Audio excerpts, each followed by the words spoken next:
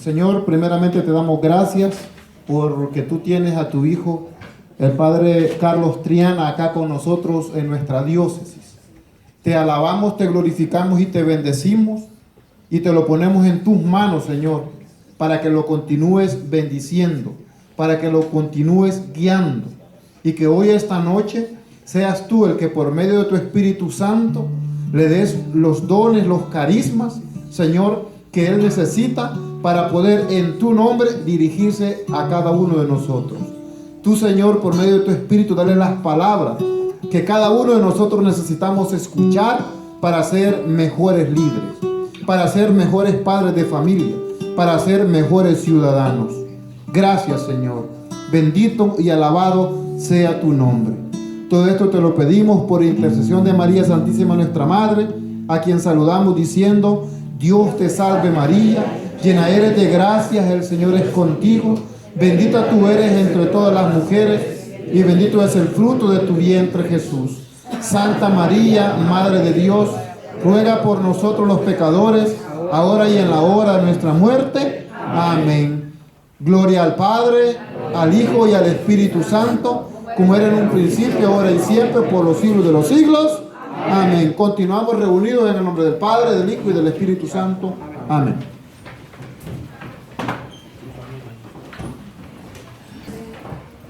Soy el Padre Carlos Triana, como ya dijeron. Soy colombiano, pero no tienen nada que temer. Es Colombia llena de violencia y de problemas. Y me ordené sacerdote y le pedí a Dios: Dios, mándame a trabajar a un país donde no haya tanta guerra, tanta violencia. Y me mandó a México. De las llamas al trasero. Imagínate. Y no solamente me mandó a México, sino que ahora estoy de párroco en el estado de Guerrero. Llevo 30 años de sacerdote. Este año cumplo 30 años de sacerdote y mi talla de camisa es L. Soy de una congregación de la iglesia, los padres eudistas. Soy eudista, no nudista, sino eudista. Eudista porque nuestro fundador es San Juan Eudes, un santo de Francia del siglo XVII. Y he trabajado en la renovación carismática, o he sido de la renovación carismática toda mi vida. Cuando llegué de seminarista a donde los eudistas en Bogotá, la renovación carismática había llegado a El Minuto de Dios, una obra eudista que tenemos en Bogotá. Y allí de seminarista me tocó comenzar a conocer esta experiencia espiritual y tuve la gracia de mi bautismo en el Espíritu en el segundo año de filosofía, cuando yo estudiaba en el seminario. Desde esa época para acá, pues Dios me ha tomado para ir preparándome, para ir haciéndome su sacerdote y para ir ayudándole a la renovación. Y en México el señor cardenal don Norberto Rivera me nombró asistente de la renovación de la arquidiócesis. Lo fui por 6 años y ahora estoy, como les digo, en Guerrero y allí trabaja la renovación conmigo, ayudándome en mi parroquia. Por eso venir aquí a un grupo de renovación con los líderes y servidores es como venir a casa. Me siento muy a gusto y estoy muy contento de poder haber podido venir. También quiero contarles, aunque esto no esté en el papel, que también vengo con mucha gratitud, porque yo no sé si saben que por gestión del Padre Roberto, mi parroquia de México, en Guerrero, que tuvo el impacto del sismo del 19 de septiembre, 3 iglesias se les cayeron la torre y se agrietaron y están cerradas por el gobierno hasta que no se arreglen, por protección civil, 3 grandes templos del siglo XVII. Y por gestión del Padre Roberto, mi parroquia fue beneficiada 70 familias de mi parroquia que tenían las casas en mal estado, que se rompieron, que se cayeron, que se agrietaron. Y el mismo padre Roberto fue con Alejandro, el de la radio, a llevar estos auxilios a México. Yo también vengo con mucha gratitud y con mucha alegría aquí, con el padre Roberto y con todos ustedes. Démosle gracias a Dios con un aplauso por todas sus bendiciones. Hermanos, el lema entonces es tiempo de la cosecha. Por lo que ya nos explicaban, después de 50 años de la renovación, de tanto recibir bendiciones, dones, carismas, pues es tiempo de dar, de hacer la misión, de producir fruto. Tiempo de la cosecha. Ustedes saben que en Mateo 9, el Señor dice: la cosecha es mucha, pero los obreros son pocos. Y eso mismo lo dice en Lucas 10, los envía de 2 en 2 y les dice: mis discípulos, recuerden que la cosecha es mucha y los obreros pocos. Pidan al dueño de la mies que mande obreros a su mies, pero ustedes vayan de 2 en 2 a hacer el trabajo, a la misión. Ese es el tema primero, el de hoy, y me toca compartirlo con ustedes. Y lo vamos a hacer así pedagógicamente, como subiendo una escalonada. Primera escalita, segunda, tercera. Primera escalita. Esta palabra, mis hermanos, la cosecha es mucha y los trabajadores pocos, nos está indicando en primer lugar que no olvidemos que Dios tiene una viña. Inclusive el evangelio de la misa de hoy habla de la viña, del viñador.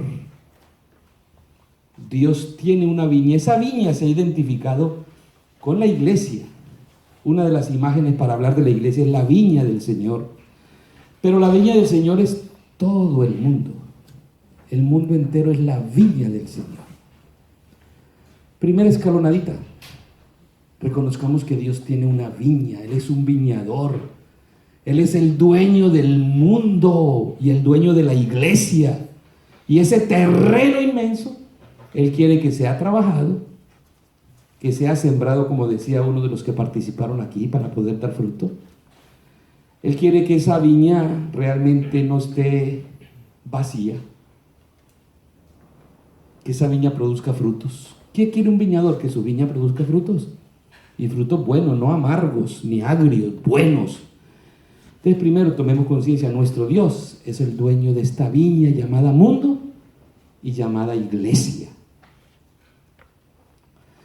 Pero segundo, ese dueño de la viña ha contratado trabajadores para su viña. Ha contratado trabajadores. Nosotros somos esos trabajadores. Usted y yo debiéramos vernos como obreros de la viña del Señor. Amén.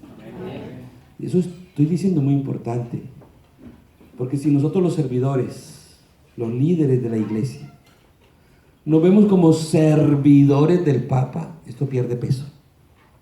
Trabajadores del Padre Roberto, esto pierde peso. Colaboradores de Mario en la renovación, esto pierde peso. Lo grande, yo soy obrero del Señor. Él me ha enviado a su viña. Eso es diferente. Yo no soy trabajador del obispo de mi diócesis. Yo soy obrero del Señor. Y por eso estoy en Guerrero. Porque ya me mandó Él. Soy de Él. Yo fui asesor de la renovación allá en México y me la pasaba en los grupos y en predicaciones y en retiros y en hoteles y en aviones y en aeropuertos y en juntas y en Cancún y en Cozumel. Lugares, porque todos tenemos esos viajes por ser líderes de la renovación. Y de pronto me mandaron a Guerrero cuando terminé. Y Guerrero es... ¿Aquí son de México varios? Saben que Guerrero está ahorita muy difícil, la violencia, los de Ayotzinapa, los grupos malos. Y cuando me mandaron a Guerrero, y yo ya escribí que estaba en Guerrero, que oraran por mí, toda la Renovación de México me mandaba emails diciendo, padre, ¿y qué hizo malo que lo castigaron? Eso ve la gente. Yo le digo, no, pero no me castigaron, yo soy obrero del Señor. Y el Señor quiso que su obrerito fuera a trabajar en esa viña. Y ahí estoy. Si yo fuera obrero de mi provincial, mi superior eudista, me le revelo. ¿Por qué me vas a mandar allá? Yo no merezco eso. Después de ser 6 años aquí, ¿tú crees que yo merezco estar en Guerrero? Manda ya otro. Si me sintiera obrero de mi congregación o de mi superior provincial. Usted tampoco, hermano. Usted no es obrero de nadie, sino del Señor, el dueño de la viña. Y ese dueño de la viña le está diciendo, la cosecha es mucha y los obreros están poquitos. Y los poquitos que están, algunos están aperezados y algunos están muy confortables, muy cómodos en su vida y no quieren hacer el esfuerzo de ir a cosechar. Oigan, mis hermanos, pero ese Señor que tiene la viña es el que escoge los trabajadores.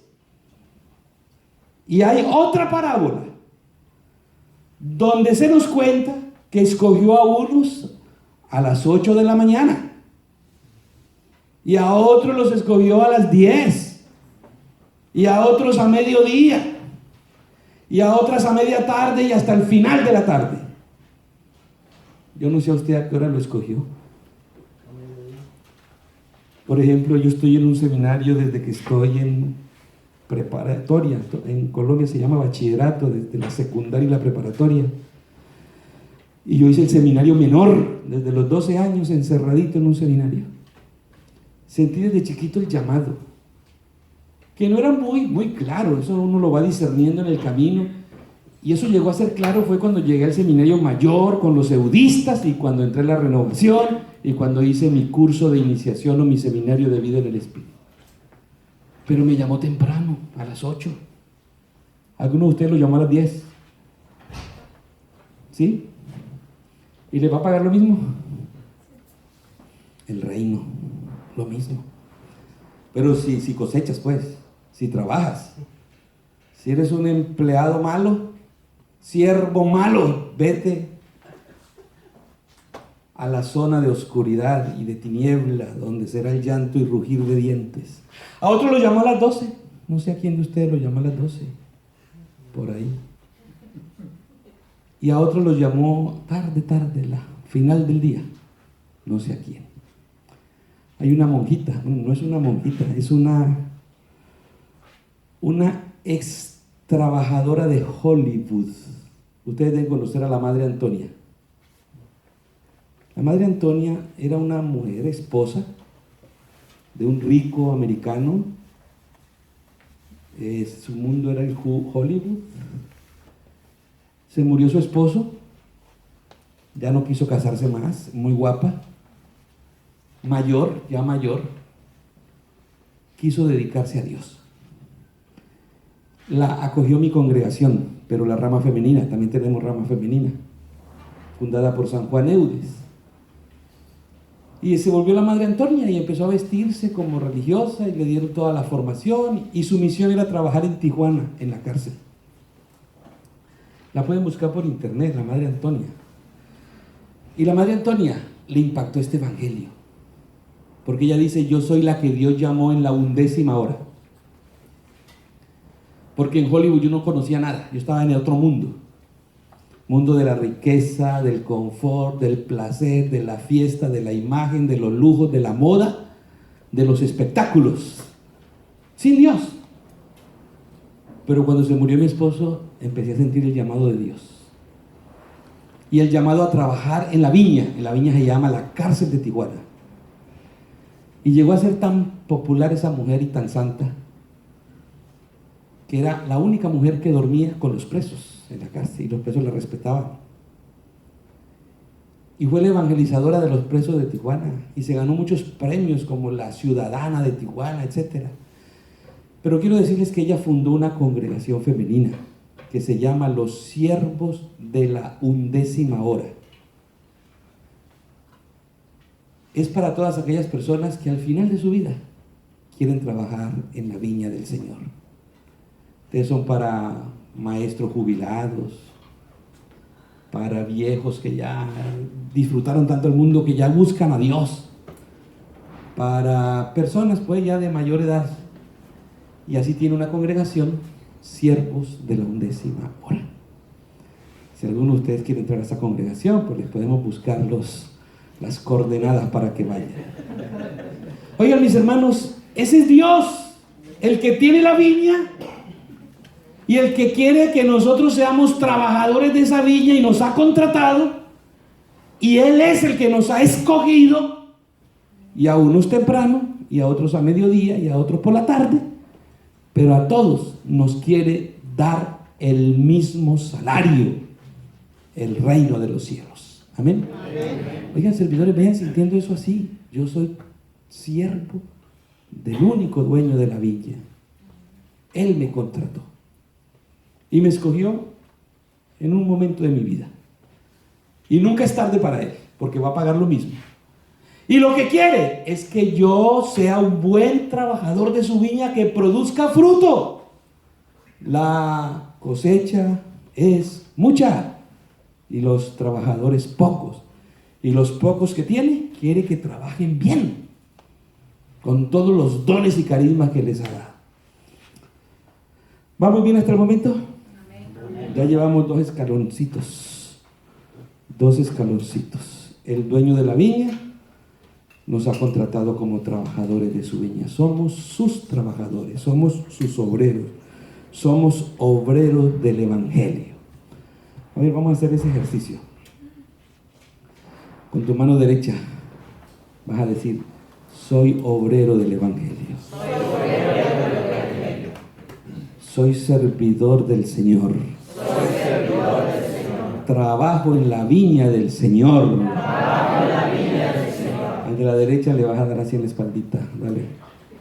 Eres obrero del Evangelio. Eres servidora del Señor. Trabajas en la viña del Señor. Y si no te crees, dale más fuerte. A la vez me ayudas a despertarlo, ¿no? Oigan, mis hermanos, tercer escaloncito, vamos a subir un poquito más. El trabajo que hay que hacer en esa viña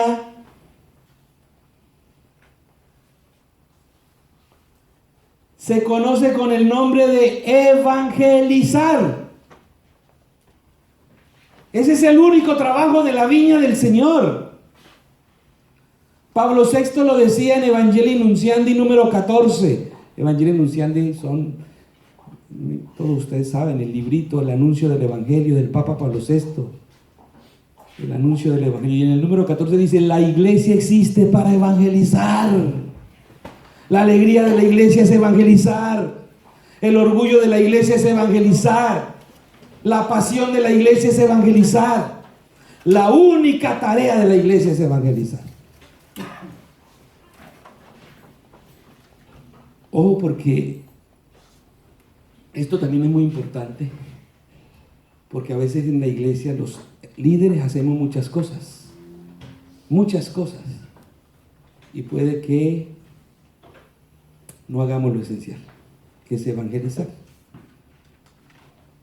La iglesia no existe para hacer tamales, ni para hacer carreras deportivas, ni para hacer espectáculos, ni para hacer nada de eso, a no ser que eso esté conectado con la evangelización,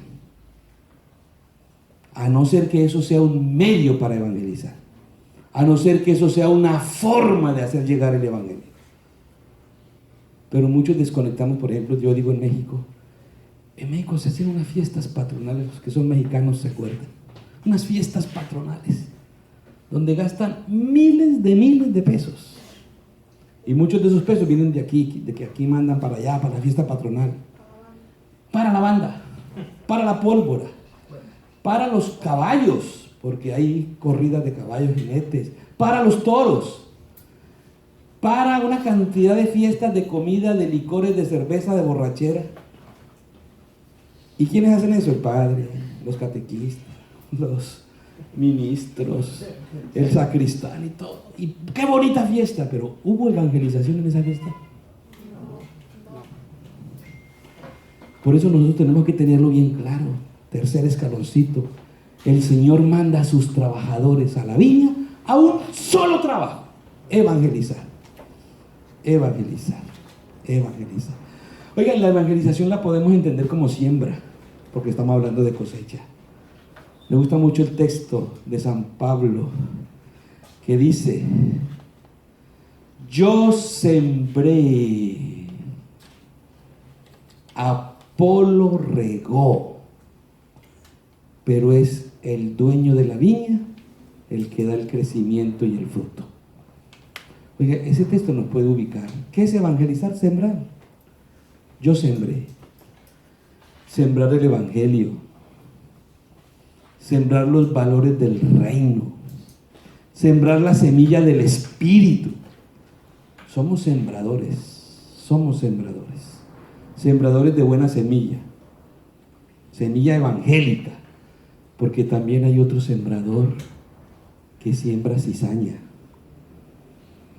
Y los líderes a veces se nos van las luces y en vez de sembrar trigo, sembramos cizaña. Bueno, yo estoy hablando de los líderes de Afganistán, no los de por aquí. De aquí no. Oigan, mis hermanos, sembradores. Pablo lo tenía claro. Pablo fue el gran evangelizador del mundo pagano. ¿Y qué dice Pablo? Yo sembré. Con orgullo, con certeza, con fuerza. Yo sembré. Apolo regó. Y a nosotros, ni a Apolo ni a mí, nos toca ver la cosecha. Nos toca ver el fruto. El fruto le corresponde a Dios. A nosotros nos corresponde sembrar y regar. No regarla, como dicen en México. Regarla es echar a perder todo. ¿Sí? Yo sembré, Apolo regó, pero es el Señor el que da la cosecha, que da el fruto. No tengo la cita exacta, pero ustedes la pueden buscar en internet. Cuando yo era joven me sabía 100,000 citas de memoria. Pero el tiempo pasa, las canas se pintan de blanco y la mente se agota, etcétera. Mis hermanos, el Señor nos manda a una sola misión: evangelizar, sembrar la palabra, sembrar la palabra, sembrar el evangelio, sembrar los valores del reino, sembrar la fe, la esperanza, el amor, sembrar el deseo de vida eterna en la gente, de salvación eterna. Eso es evangelizar. Sembrar la persona de Cristo en el corazón de los hombres. Porque evangelizar, en una sola palabra, dice Pablo VI, es anunciar explícitamente a la persona de nuestro Señor Jesucristo. Es anunciar explícitamente, con su nombre, con su apellido, el Señor Jesucristo, el Hijo de Dios, el que se encarnó de la Virgen María y murió por nosotros y resucitó y está vivo. Ese es el que hay que sembrar. Su palabra, su evangelio, su misterio, su amor. Yo planté, Apolo regó, 1 Corintios 3:6, ¿ya ves? Qué bien, 1 Corintios 3:6. Oigan, mis hermanos, solo que evangelizar, la única tarea de la iglesia, subo el cuarto escaloncito, implica hacer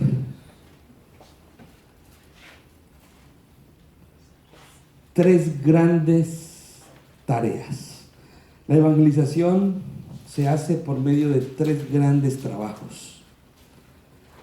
Se conoce en la iglesia, así para presumirles, como la tria munera, las tres cargas de la iglesia para evangelizar, las tres cargas de los servidores de Dios en la viña para evangelizar.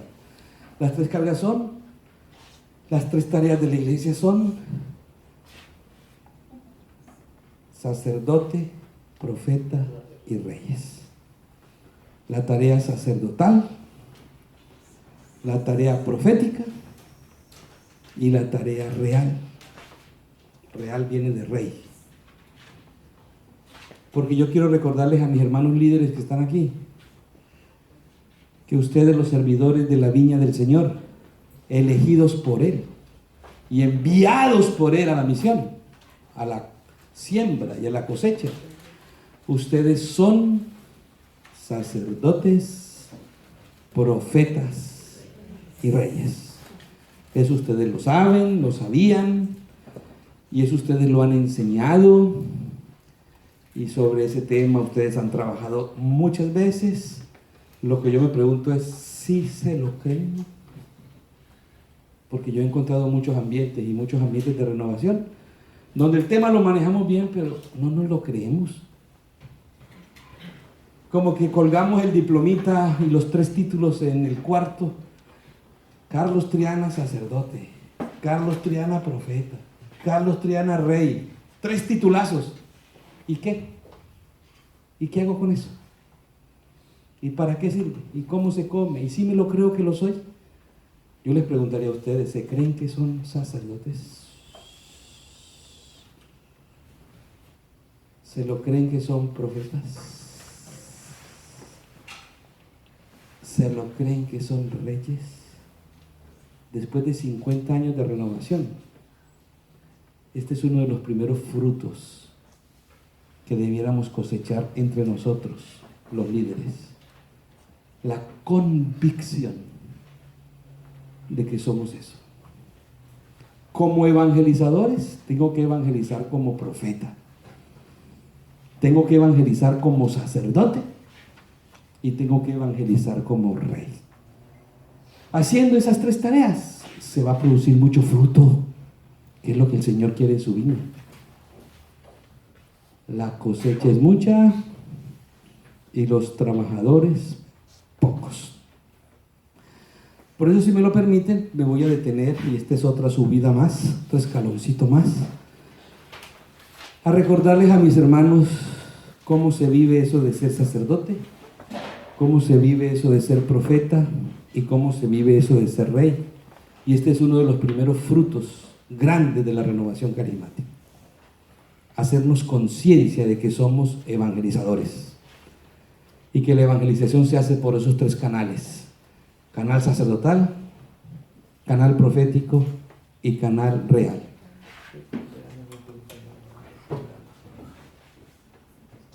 ¿Vamos bien, mis hermanos? También pueden preguntar. Lo bueno es que estamos aquí en un grupito familiar, estrenando este bello salón que hizo el padre Roberto. Bueno, no, ya está estrenado porque aquí dan clases de teología, pero sí podemos familiarmente preguntar, hacer alguna cuestioncita. Si yo lo sé, respondo. Si no, le digo al padre Roberto que responda a él.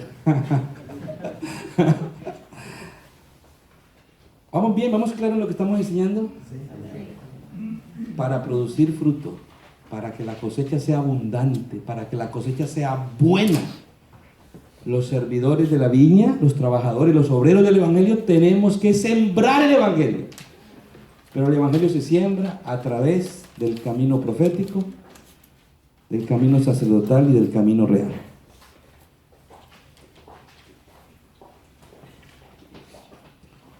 Quiero decirles, aquí alguien decía que íbamos a recibir algo sustancioso. Yo espero que sí, que lo de hoy sea sustancioso, lo de este fin de semana, porque es para ustedes. Yo quiero decirles que la iglesia, a ver si se me explico bien, de las 3, ¿cuáles son las 3? De esas 3 vías de trabajo, de esas 3 cargas, de esos 3 proyectos de trabajo evangelizador, la iglesia en los últimos muchos años ha privilegiado el sacerdotal. El sacerdotal. Y por eso siempre hablamos de primero sacerdote, profetas y reyes. El sacerdotal se refiere a todo lo que es culto, a todo lo que es piedad popular, a todo lo que es liturgia, oración. Fíjense fíjense en la iglesia de todas partes en los últimos años. ¿Qué es lo principal que hace la iglesia? Culto. ¿O no? ¿Qué es lo principal que hay en todas las parroquias? Liturgias. Y los templos están organizados para celebrar la misa y los sacramentos y las fiestas de piedad popular.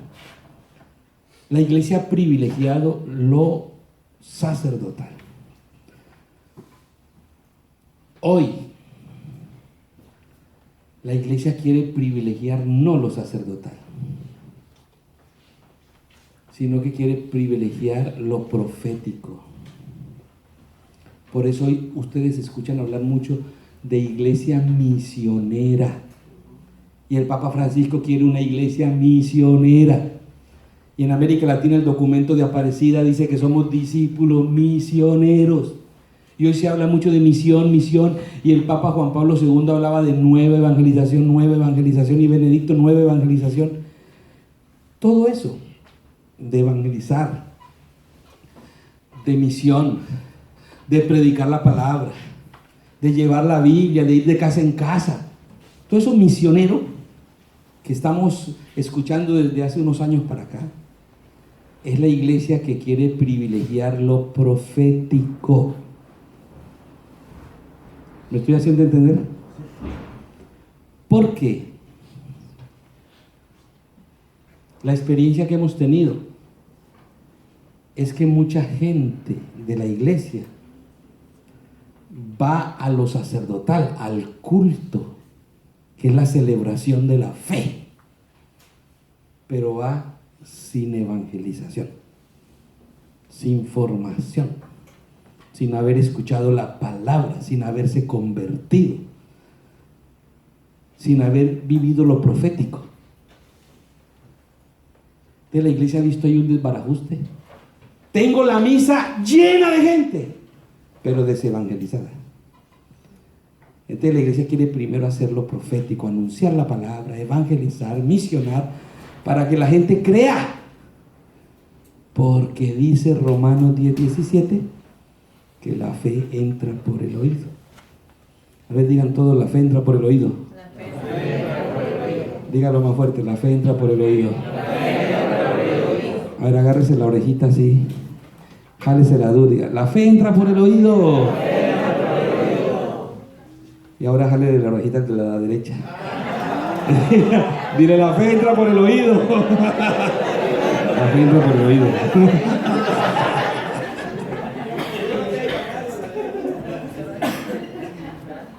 ¿Y qué es la liturgia? Los sacerdotes